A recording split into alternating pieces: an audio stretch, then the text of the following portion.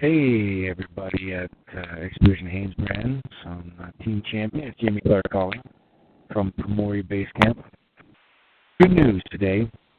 Wally, Berg Adventures, who's running all the logistics of our expedition here, and Sarah Lingerfelter, a former girl, returned to base camp, which is great.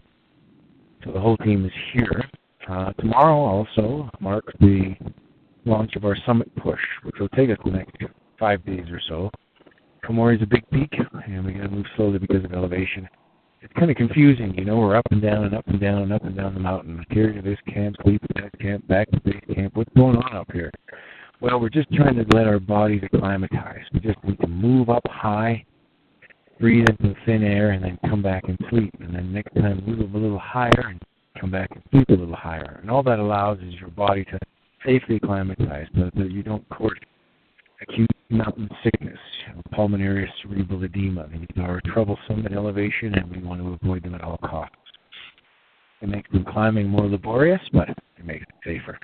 And with that, Scotty and I loaded up backpacks full of camera gear, tripods, batteries, cameras, clothes. It's just a big load of stuff. And we took it up to ABC, Advanced Base Camp. Tomorrow, Scotty, Todd, and myself we'll move up and begin our 5-6-day push to the summit. Sarah, freshly arrived at base camp, will hang back for a bit and see how she does with this next round of acclimatization. We will head up the mountain from there to Camp 1 and then on to 2, and hopefully, if weather and health hold, a summit somewhere near the end of the month, perhaps the 30th. On our way up today, I bumped into Tim Ripple of Peak Freaks.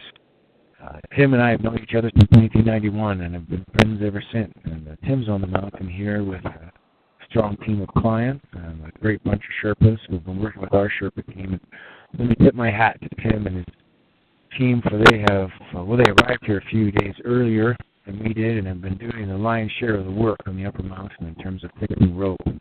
There's lots of cooperation going on, but it should be known that Tim and his team are doing a lot of the work, so we're grateful for that. We'll try to help out as we finish things off and in the back end.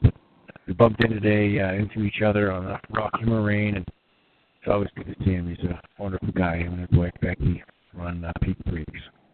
I think he's on his 26th Himalayan adventure.